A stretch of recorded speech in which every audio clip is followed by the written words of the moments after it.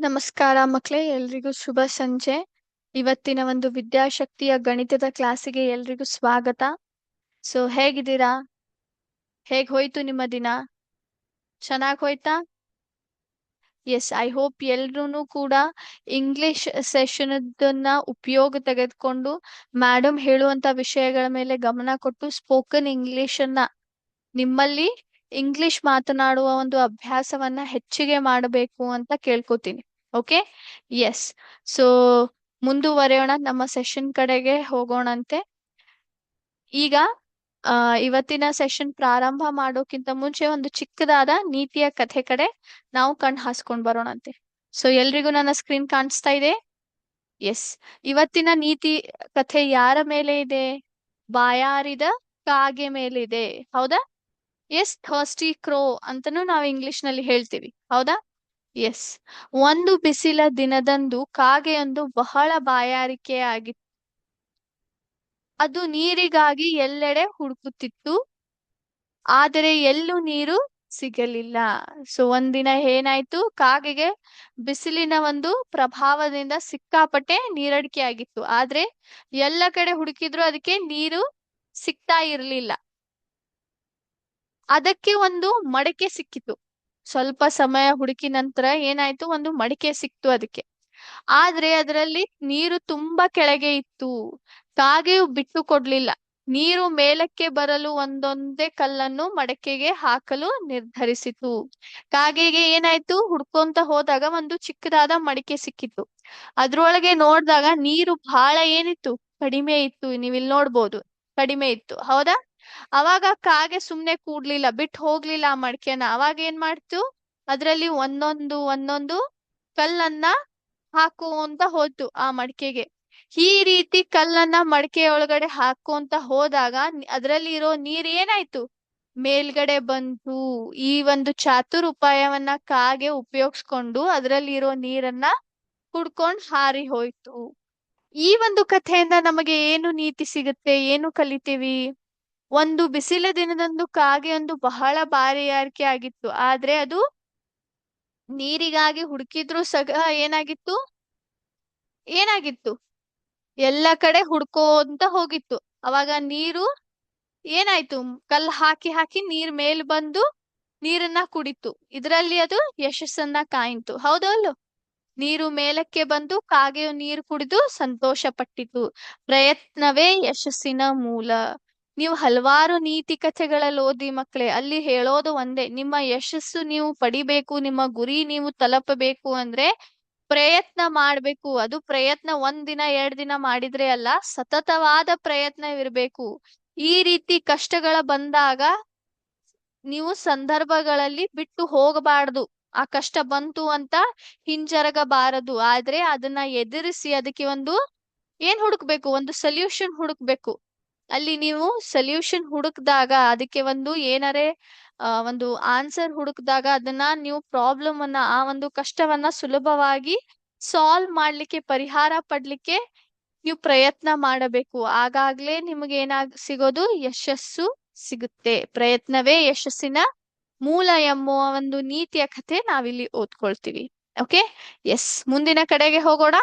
Okay, ನಮ್ಮ class ಅನ್ನ ಪ್ರಾರಂಭ ಮಾಡೋಣ. ನಾವು ಯಾವ ಒಂದು ಚಾಪ್ಟರ್ ಮೇಲೆ ನಾವು ಡಿಸ್ಕಷನ್ ಪ್ರಾರಂಭ ಮಾಡಿದ್ವಿ ಮಕ್ಕಳೇ? ಹೇಳ್ಬೋದಾ ಯಾರಾದ್ರೂ? Large numbers around us. ಹೌದಾ?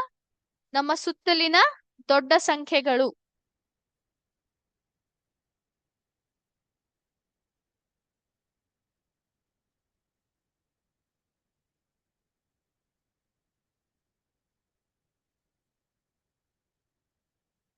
ಎಸ್. ಈ ಒಂದು ವಿಷಯ ಮೇಲೆ ನಾವು ಚರ್ಚೆ ಮಾಡ್ತಾ ಇದ್ವಿ. ಲಾಸ್ಟ್ ಕ್ಲಾಸ್ ಅಲ್ಲಿ ನಾವ್ ಏನನ್ನ ನೋಡಿದ್ವಿ ಹೇಳ್ಬೋದಾ? ಲಾಸ್ಟ್ ಕ್ಲಾಸ್ ಅಲ್ಲಿ ನಾವು ಒಂದಿಷ್ಟು ಸ್ಟೇಟ್ಮೆಂಟ್ ಪ್ರಾಬ್ಲಮ್ಸ್ ಅನ್ನ ಸಾಲ್ವ್ ಮಾಡಿದ್ದೇವೆ ಈಗಾಗ್ಲೇ. ಹೌದಾ? ದೊಡ್ಡ ಸಂಖ್ಯೆಗಳ ಮೇಲೆ ನಾವು ಸ್ಟೇಟ್ಮೆಂಟ್ ಪ್ರಾಬ್ಲಮ್ಸ್ ಅನ್ನ ಸಾಲ್ವ್ ಮಾಡಿದ್ದೇವೆ. ಅದರೊಟ್ಟಿಗೆ ನಾವು ಮತ್ತೊಂದು ವಿಷಯನ ನೋಡಿದ್ವಿ. ಅದೇನು? ಹೈಟ್ ಎಸ್ಟಿಮೇಶನ್ ಆಕ್ಟಿವಿಟಿನ ಮಾಡ್ತಾ ಇದ್ವಿ. ಹೌದಾ? Height estimation activity. ಇವತ್ತು ಅದನ್ನ ಕಂಟಿನ್ಯೂ ಮಾಡೋಣಂತೆ. ಓಕೆ, ಇವತ್ತು ಅದನ್ನ ಮುಂದುವರ್ಸೋಣ. ಅದ್ರ ಜೊತೆಗೆ place value chart, Indian place value chart. ಹೌದಾ? ಅದರ ಮೇಲೆ ಭಾರತೀಯ ಸ್ಥಾನದ ಬೆಲೆ, ಅದರ ಬಗ್ಗೆ ನಾವ್ ಏನ್ ಮಾಡೋಣ, ಚರ್ಚೆ ಮಾಡೋಣಂತೆ. ಸ್ಥಾನದ ಬೆಲೆ.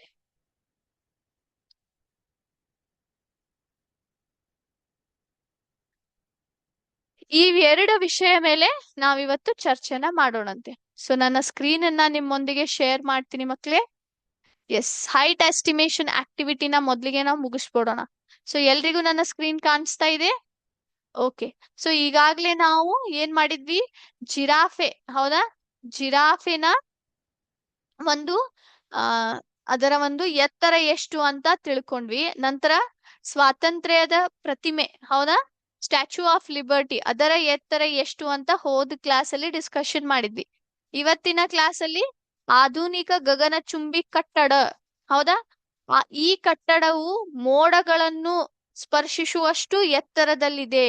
ಇದು ನೂರಾರು ಕಿಟಕಿಗಳು ಮತ್ತು ಮಹಡಿಗಳನ್ನು ಹೊಂದಿರ್ತವೆ. ಇದರ ಎತ್ತರ ಎಷ್ಟು ಇರಬಹುದು? ಸೊ ಆ ಒಂದು ವಿಷಯ ಈಗ ನನಗೆ ಹೇಳ್ಬೇಕು. ಈ ಕಟ್ಟಡಗಳು ನೀವು ಸುತ್ತಲೂ ದೊಡ್ಡ ದೊಡ್ಡ ಬಿಲ್ಡಿಂಗ್ಸ್ ನೋಡ್ತಿರೋ ಇಲ್ಲೋ, ಎಷ್ಟೋ 20, 25, 30 ಫ್ಲೋರ್ಸ್, 30, 20 ಮಹಡಿಗಳನ್ನ ಹೊಂದಿರ್ತವೆ, ಹೌದೋ ಇಲ್ಲೋ? ಆ ಒಂದು ಕಟ್ಟಡಗಳ ಎತ್ತರ ಎಷ್ಟಿರಬಹುದು? ನಮ್ಮ ಒಂದು ಸುಳಿವು ನೋಡೋಣವಾ ಇಲ್ಲಿ. ನೂರಾರು ಸಂಖ್ಯೆಗಳಲ್ಲಿ ಲೆಕ್ಕ ಹಾಕಿ, ಮೂರು ನೂರುಗಳ ಗುಂಪನ್ನು ಪ್ರತಿನಿಧಿಸುವ ಸಂಖ್ಯೆಯನ್ನ ಊಹಿಸಿ. 3 ನೂರುಗಳು ಅಂದ್ರೆ ಏನಾಗತ್ತೆ? 300 ಆಗ್ಬಹುದಾ? ನೋಡೋಣವಾ, ನಾನಿಲ್ಲಿ ಹಾಕ್ತಾ ಇದ್ದೀನಿ, ಚೆಕ್ ಮಾಡೋಣವಾ. 300 ಮೀಟರ್ ಆಗಿರ್ತಾವೆ. ಎಸ್, ಸರಿಯಾದ ಊಹೆ, 300 ಮೀಟರ್ಗಳು ಆಗಿವೆ. Okay, yes. ನಂತರ ಏಂಜಲ್ ಜಲಪಾತ. ಏಂಜಲ್ ಜಲಪಾತ ಅಂದ್ರೆ ಏನು ಮಕ್ಕಳೇ? ಇದು ಒಂದು ವಿಶ್ವದ ಅತಿ ಎತ್ತರದ ಜಲಪಾತವಾಗಿದೆ ಮಕ್ಕಳೇ. ಅತಿ ದೊಡ್ಡದಾದಂಥ ಎತ್ತರವಾದಂಥ ಜಲಪಾತ ಯಾವುದು? ಏಂಜಲ್ ಜಲಪಾತ. ಓಕೆ, ಏಂಜಲ್ ಜಲಪಾತ. ನೀರು ಧುಮುಕುವಾಗ ಕೆಳಗೆ ತಲುಪುವುದಕ್ಕಿಂತ ಮುಂಚೆ ಮಂಜಿನ ಮೋಡದಂತೆ ಬದಲಾಗುತ್ತದೆ. ನೀವು ಇದನ್ನ ಅರ್ಥ ಮಾಡ್ಕೋಬೇಕು. ನೀರು ನೆಲಕ್ಕೆ ಬೀಳುಕ್ಕಿಂತ ಮುಂಚೆ ಏನಾಗ್ಬಿಡುತ್ತೆ?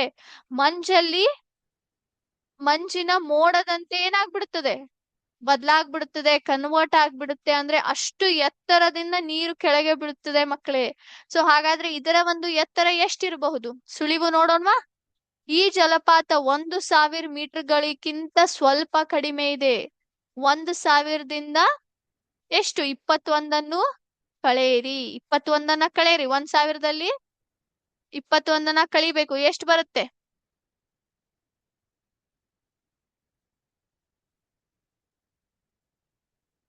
ಹೇಳ್ಬೋದಾ? ಮಾಡ್ರಿ ನೋಡೋಣ, ಎಷ್ಟು ಬರುತ್ತೆ? 1000ದಲ್ಲಿ 21 ಕಳೆದಾಗ ಎಷ್ಟು ಬರುತ್ತೆ? 979. ಚೆಕ್ ಮಾಡೋಣ. ಸೊ ಈಗ ನನ್ನ ಅಂದಾಜು ಇಲ್ಲಿ ಹಾಕ್ತಾ ಇದ್ದೀನಿ.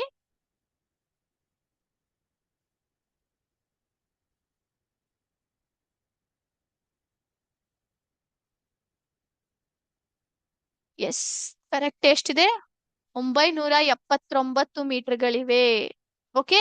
ಸೊ ಈಗ ನಮ್ಗೆ 4 ಒಂದು ವಿಷಯಗಳನ್ನ ನಾವಿಲ್ಲಿ ನೋಡಿದ್ವಿ. ಜಿರಾಫೆಯ ಎತ್ತರ, ನಂತರ ಪ್ರತಿಮೆಯ ಎತ್ತರ, ಕಟ್ಟಡಗಳ ಎತ್ತರ, ನಂತರ ಜಲಪಾತ, ಹೌದು, ನೈಸರ್ಗಿಕ ಒಂದು ಅದ್ಭುತವಾದಂಥ ಜಲಪಾತದ ಎತ್ತರ ನೋಡಿದ್ವಿ.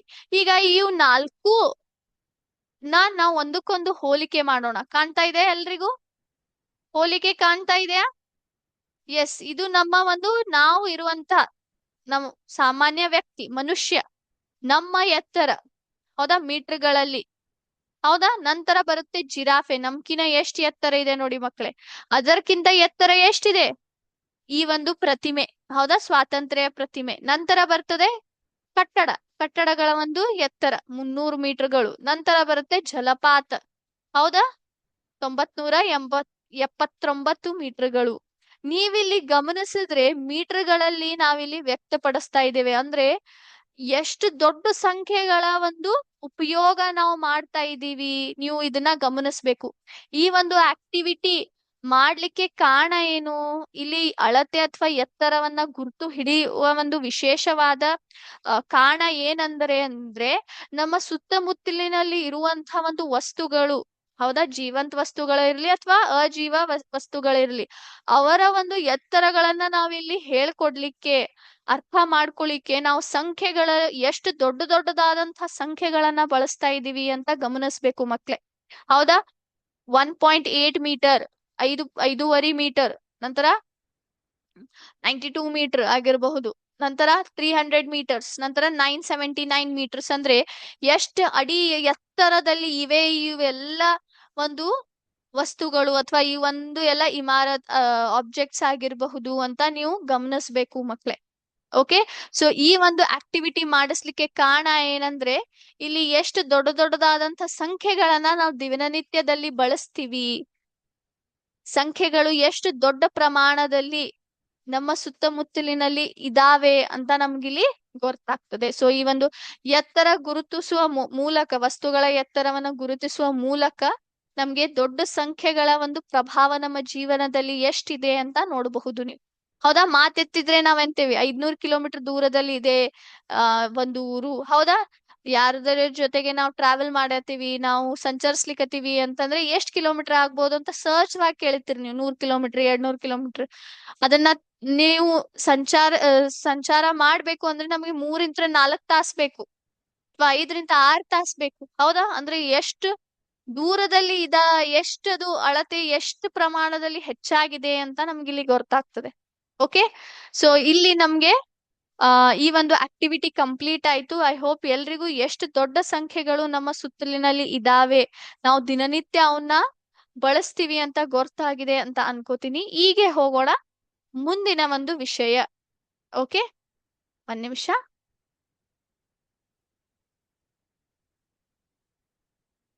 ಎಲ್ರಿಗೂ ನನ್ನ ಸ್ಕ್ರೀನ್ ಕಾಣಿಸ್ತಾ ಇದೆಯಾ?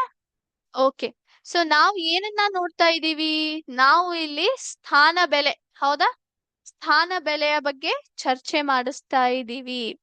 ಭಾರತದ ಒಂದು system, Indian place value chart ಅಂತ ಹೇಳ್ತೇವೆ ನಾವು. ಭಾರತದ ಪ್ರಕಾರ ನಾವಿಲ್ಲಿ ಬಳಸ್ತಾ ಇರೋ ಒಂದು ಸ್ಥಾನೀಯ ಬೆಲೆಗಳು, ಹೌದಾ, ಭಾರತೀಯ ಸ್ಥಾನ ಬೆಲೆ ಪದ್ಧತಿ. ಹೌದಾ, ನಾನಿಲ್ಲಿ ಇಂಗ್ಲಿಷ್ ಮತ್ತು ಕನ್ನಡದಲ್ಲಿ ಎರಡರಲ್ಲಿ ತೋರಿಸ್ತೀನಿ, ಸೊ ಕನ್ಫ್ಯೂಷನ್ ಆಗೋದ್ ಬೇಡ. ಓಕೆ, ಮೊದ್ಲಿಗೆ ಇಂಗ್ಲಿಷ್ ನ ನೋಡ್ಕೊಂಡ್ ಬಂದ್ಬಿಡೋಣ. ಸೊ ಒನ್ಸ್ ಅಂತ ಬಂದಾಗ, ಒನ್ಸ್ ಅಲ್ಲಿ ಇಲ್ಲಿ ಒನ್ಸ್, ಟೆನ್ಸ್, ಹಂಡ್ರೆಡ್ಸ್, ನಂತರ ಬರುತ್ತೆ 1000, 10,000, ಆಮೇಲೆ ಲ್ಯಾಕ್, 10 ಲ್ಯಾಕ್, ಕ್ರೋರ್, 10 ಕ್ರೋರ್ ಅಂತ ಬರುತ್ತೆ. ಹೌದಾ, ಸೊ ನಮ್ಮ ಒಂದು ಇಂಡಿಯನ್ ಪ್ಲೇಸ್ ವ್ಯಾಲ್ಯೂ ಚಾರ್ಟ್ ಅಲ್ಲಿ ಏನೇನಾಗುತ್ತೆ, ಒನ್ಸ್, ಟೆನ್ಸ್, ಹಂಡ್ರೆಡ್ಸ್, ನಂತರ 1000, 10,000, ಲ್ಯಾಕ್, 10 ಲ್ಯಾಕ್, ಕ್ರೋರ್ ಮತ್ತೆ 10 ಕ್ರೋರ್ ಅಂತ ಬರುತ್ತೆ. ಓಕೆ, ನಾನಿಲ್ಲಿ ತೋರಿಸ್ತೀನಿ ನೋಡಿ ನಿಮ್ಗೆ. ಈ ರೀತಿ ಬಿಡಿದಲ್ಲಿ ಬಿಡಿ 10, 100, ಬಿಡಿ 10, 100, ನಂತರ 1000, 10,000, ಲಕ್ಷ, 10 ಲಕ್ಷ, ಕೋಟಿ, 10 ಕೋಟಿ. ನೀವಿಲ್ಲಿ ಸಂಖ್ಯೆಗಳನ್ನಾನು ಕೂಡ ಗಮನಿಸ್ಬೇಕು ಎಲ್ರು. ಬಿಡಿ ಅಂದ್ರೆ ಒಂದೇ ಬರುತ್ತೆ, ಒಂದು ಮಾತ್ರ ಬರುತ್ತೆ. 10 ಅಂತಂದ್ರೆ ಈ ರೀತಿ ಬರಿತೇವೆ, 10. 100, 1 0 ಮತ್ತೆ 1 0 ಏನಾಯ್ತು, ಹೆಚ್ಚಿಗೆ ಆಯ್ತು, 100 ಆಯ್ತು. 1000ದಲ್ಲಿ ಎಷ್ಟು ಸೊನ್ನೆ ಬರ್ತಾವೆ, 3 ಸೊನ್ನೆಗಳು ಬರ್ತಾವೆ. 10,000ದಲ್ಲಿ 4 0. 1 ಲಕ್ಷ 5 0. 10 ಲಕ್ಷ 6 0. ಕೋಟಿಯಲ್ಲಿ 1 ಕೋಟಿಯಲ್ಲಿ 7 0. ನಂತರ 10 ಕೋಟಿಯಲ್ಲಿ 8 0 ಬರುತ್ತೆ. Okay, ones, tens, hundreds, 1000, 10,000, lakh, 10 lakh, crore, then 10 crore. So ಈ ರೀತಿ ನಾವು ಭಾರತೀಯ ಪದ್ಧತಿಯ ಪ್ರಕಾರ ಸ್ಥಾನ ಬೆಲೆಯವನ್ನ ತೋರಿಸ್ತೀವಿ. ಇದು ಒಂದು ಸ್ಥಾನ ಬೆಲೆ ಕೋಷ್ಟಕ ಅಂತ ಹೇಳ್ತೀವಿ. ಇದು ನಮಗೆ ಬಹಳ ಮುಖ್ಯವಾಗಿದೆ, ಯಾಕಂದ್ರೆ ಯಾವ್ದಾದ್ರೂ ಸಂಖ್ಯೆ ನಾವು ಬರೀಬೇಕು ಅಂತಂದ್ರೆ ಈ ಸ್ಥಾನ ಬೆಲೆ ಕೋಷ್ಟಕದ ಪ್ರಕಾರನೇ ಬರೀತೀವಿ ಮಕ್ಕಳೇ. ಓಕೆ, ಸಂಖ್ಯೆಗಳನ್ನ ಬರೆಯೋದಾಗಿರ್ಬಹುದು, ಓದೋದಾಗಿರ್ಬಹುದು. ಹೌದಾ, ನಾ ಈ ಕೋಷ್ಟಕದ ಪ್ರಕಾರನೇ ಮಾಡ್ತೀವಿ. ನಂತರ ನೀವೇನ್ ಕ್ಯಾಲ್ಕುಲೇಷನ್ಸ್ ಮಾಡ್ತಿರಲ್ಲ, ಕೂಡ್ಸೋದು, ಕಳಿಯೋದು, ಹೌದಾ, ಅದ್ರಲ್ಲೂ ಕೂಡ ಈ ಸ್ಥಾನ ಬೆಲೆ ಬಹಳ ಪ್ರಮುಖವಾದ ಪಾತ್ರ ನಿಭಾಯಿಸ್ಕೊಂಡು ಹೋಗ್ತದ. ನೀವು ಸಂಖ್ಯೆಗಳ ಸ್ಥಾನ ಬೆಲೆ ಬದಲಾಯಿಸ್ಬಿಟ್ರಿ ಅಂತಂದ್ರೆ ನಿಮ್ಮ ಒಂದು ಉತ್ತರ ಏನ್ ಬರುತ್ತದಲ್ಲ, ಕೂಡಿಸ್ದಾಗ, ಕಳಿಯೂಟ ಸಮಯದಲ್ಲಿ ಏನಾಗುತ್ತೆ, ಅದು ಬೇರೆ ಬೇರೆ ಬಂದ್ಬಿಡ್ತದ. ಹಾಗಾಗಿ ಸ್ಥಾನ ಬೆಲೆ ಬಹಳ ಮುಖ್ಯವಾಗಿದೆ. ಪ್ರಾರಂಭ ಎಲ್ಲಿಂತ್ರ ಮಾಡ್ತೀವಿ, ಬಿಡಿ ಒನ್ಸ್ ಇಂತ್ರ. ನಂತರ ಇಲ್ಲಿ ನಾನು 10 ಕೋಟಿಯವರೆಗೂ ನಿಮ್ಗೆ ಇಲ್ಲಿ ತೋರಿಸ್ತಾ ಇದ್ದೀನಿ. ಒನ್ಸ್, ಟೆನ್ಸ್, ಹಂಡ್ರೆಡ್ಸ್, ಸಾವಿರ thousand, 10,000 10,000, lakh lac, 10 lakh 10 lakhs, ಕೋಟಿ 1 crore, 10 ಕೋಟಿ 10 crore ಅಂತ ಆಯ್ತು ಮಕ್ಳೇ. ಓಕೆ. ಎಸ್.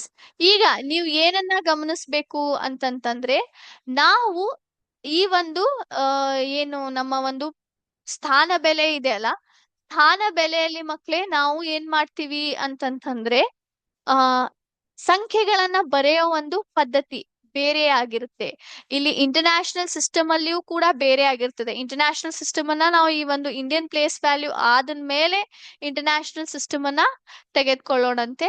ಮೊದ್ಲಿಗೆ ನಾವೇನ್ ಮಾಡೋಣ, ಈ ಸ್ಥಾನ ಬೆಲೆ ಕೋಷ್ಟ ಪದ್ಧತಿ ಪ್ರಕಾರ ನಾವೇನ್ ಮಾಡೋಣ, ಇಲ್ಲಿ ಒಂದ್ ನಿಮಿಷ, ಯಾವ ರೀತಿ ಸಂಖ್ಯೆಗಳನ್ನ ಓದ್ತೀವಿ, ಬರಿತೀವಿ ಮತ್ತು ಅಲ್ಪ ವಿರಾಮ ಎಲ್ಲಿ ಹಾಕ್ತಿವಿ ಅಂತ ಗಮನಿಸೋಣ.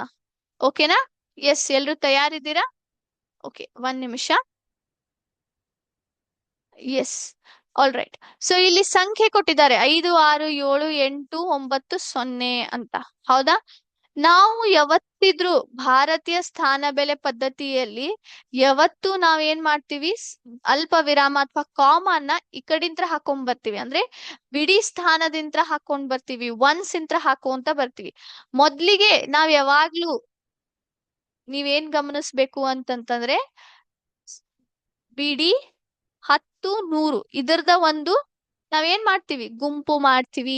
ನಂತರ ಯಾವ್ದು ಬರುತ್ತೆ? 2 ಬರ್ತಾವೆ, 1000, 10,000, 1000, 10,000, ನಂತರ ಲ್ಯಾಕ್ ಅಥವಾ ಲಕ್ಷ. ಹಾಗಾದ್ರೆ ಯಾವ ರೀತಿ ಅಲ್ಪ ವಿರಾಮ ಹಾಕಿದೀವಿ ನೋಡ್ರಿ. ಲಕ್ಷ ಆದ್ಮೇಲೆ 1, ನಂತರ 2ರ ಗುಂಪು, ನಂತರ ಮುಗೀತು. ನೋಡೋಣ ಉತ್ತರ. ಎಸ್, ಕರೆಕ್ಟ್ ಆಗಿದೆ ನೋಡಿ. ಸೊ ಇಲ್ಲಿ ಗಮನಿಸ್ಬೇಕು, ಮೊದ್ಲಿಗೆ 3 ಸಂಖ್ಯೆಗಳ ಒಂದು ಗುಂಪು. ಯಾವ 3 ಸಂಖ್ಯೆಗಳು? ಬಿಡಿ, 10, 100, ಇವು 3ರದ್ದು ಒಂದು ಗುಂಪು. ನಂತರ ಬರುತ್ತೆ 1000, 10,000, ನಂತರ ಇಲ್ಲಿ ಲಕ್ಷ ಒಂದಾಗಿದೆ, ಹಾಗಾಗಿ ಇಲ್ಲೇ ಬಿಟ್ಟಿದ್ದೀನಿ. ಹೌದಾ? ನೀವು ಇದಕ್ಕಿಂತ ಹೆಚ್ಚಿಗೇನು ಇದ್ರು ನಿಮಗ್ ತೋರಿಸ್ತೀನಿ ನೋಡಿ ಇಲ್ಲಿ. ಎಸ್, 1000, 10,000ದು ಒಂದು ಗುಂಪಿರುತ್ತೆ, ಲಕ್ಷ 10 ಲಕ್ಷದ ಒಂದು ಗುಂಪಿರುತ್ತೆ, ಕೋಟಿ 10 ಕೋಟಿದು ಒಂದು ಗುಂಪಾಗಿರುತ್ತೆ ಮಕ್ಕಳೇ. ಅರ್ಥ ಆಗಿರ್ತದೆ? ಮೊದ್ಲಿಗೆ 3 ಸಂಖ್ಯೆಗಳ ಗುಂಪು, ನಂತರ 2 ಸಂಖ್ಯೆಗಳ ಗುಂಪನ್ನ ಮಾಡ್ಕೋಂತ ಹೋಗ್ತೀರಾ. ಓಕೆ. ಸೊ ಇದನ್ನ ನೋಡೋಣ. ಹೇಳ್ಬೋದಾ ಇದು ಎಷ್ಟಾಗಿರುತ್ತೆ ಅಂತ? ಇದನ್ನ ಪ್ರಯತ್ನ ಮಾಡಿ ಎಲ್ರು. ಇದನ್ನ ಪ್ರಯತ್ನ ಮಾಡ್ಬೇಕು, ಸಂಖ್ಯೆಯನ್ನ ಬರೀರಿ, ಇದನ್ನ ಮಾಡ್ಲಿಕ್ಕೆ ಪ್ರಯತ್ನ ಮಾಡಿ. ಸೊ ಸಾಲ್ವ್ ಮಾಡ್ಲಿಕ್ಕೆ ಪ್ರಯತ್ನ ಮಾಡ್ಬೇಕು ಎಲ್ರು. ನಾನ್ ನಿಮ್ಗೆ ಉತ್ತರವನ್ನ ತೋರಿಸ್ತೀನಂತೆ. ಎಸ್, ಪ್ರಯತ್ನ ಮಾಡಿ ನೋಡೋಣ.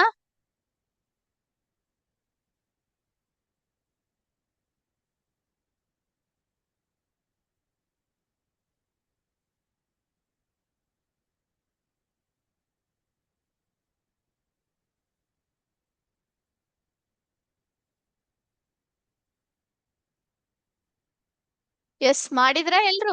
ಸೊ ನನ್ನ ಸ್ಕ್ರೀನ್ ಅನ್ನ ನಿಮ್ಮೊಂದಿಗೆ ಮತ್ತೆ ಶೇರ್ ಮಾಡ್ತಾ ಇದ್ದೀನಿ. ಓಕೆ, ಚೆಕ್ ಮಾಡಿ. ಎಸ್, ಮಾಡಿದೀರಾ? ಸೊ ನಾನ್ ಮಾಡ್ಲಾ? ಮೊದ್ಲಿಗೆ 3 ಸಂಖ್ಯೆಗಳ ಒಂದು ಗುಂಪು, ನಂತರ 2 ಸಂಖ್ಯೆಗಳ ಒಂದು ಗುಂಪು ಆಗಬೇಕು. ಓಕೆ. ಸೊ 43, 21, 098. ಎಸ್.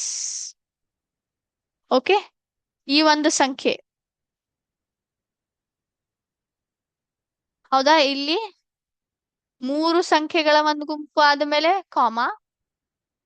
ಬಿಡಿ 10, 100 ಅದಾದ್ಮೇಲೆ 1000, 10,000 ಆದ್ಮೇಲೆ ಒಂದು ಗುಂಪು, ಲಕ್ಷ ಮತ್ತು 10 ಲಕ್ಷ ಆದ್ಮೇಲೆ ಒಂದು ಗುಂಪು, ಕೋಟಿ 10 ಕೋಟಿ. ಎಸ್, ಈ ರೀತಿ ಮಕ್ಕಳೇ. ಓಕೆ, ನೋಡೋಣ ಮತ್ತೆ ತಿರ್ಗಾ 3 ಸಂಖ್ಯೆಗಳ 10 ಬಿಡಿ 10, 100 ಆದ್ಮೇಲೆ ಅಲ್ಪ ವಿರಾಮ, ನಂತರ 1000, 10,000 ಆದ್ಮೇಲೆ ಅಲ್ಪ ವಿರಾಮ, ನಂತರ ಲಕ್ಷ ಒಂದಾಗಿದೆ, ಅದನ್ನ ಹಾಗೆ ಇಟ್ಬಿಡೋಣಂತೆ. ಎಸ್, ಕರೆಕ್ಟ್ ಆಗಿದೆ ನೋಡಿ. ಎಸ್, ಈಗ ಬಿಡಿ 10, 100 ಆದ್ಮೇಲೆ ಅಲ್ಪ ವಿರಾಮ, ನಂತರ ಸಾವಿರ 10,000 ಆದ್ಮೇಲೆ ಅಲ್ಪ ವಿರಾಮ, ನಂತರ ಲಕ್ಷ 10 ಲಕ್ಷ. ಹೌದಾ? ಎಸ್, ತಪ್ಪಾಗಿದೆ. ಒಂದ್ ನಿಮಿಷ.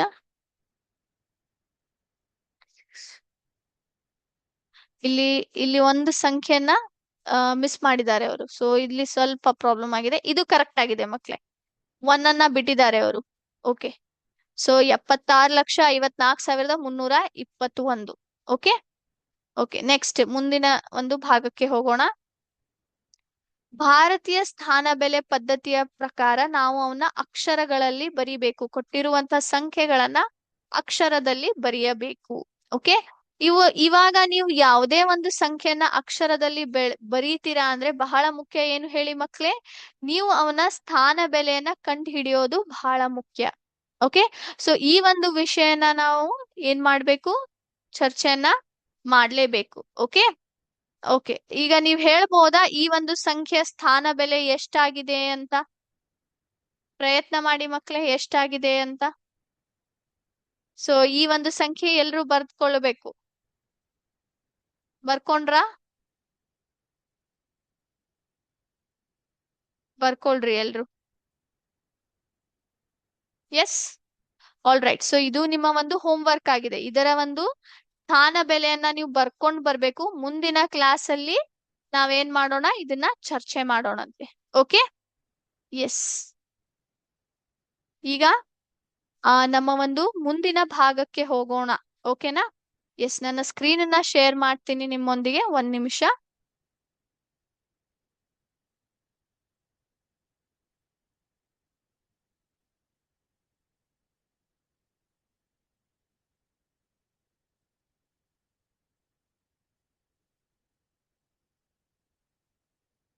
ಹಲೋ.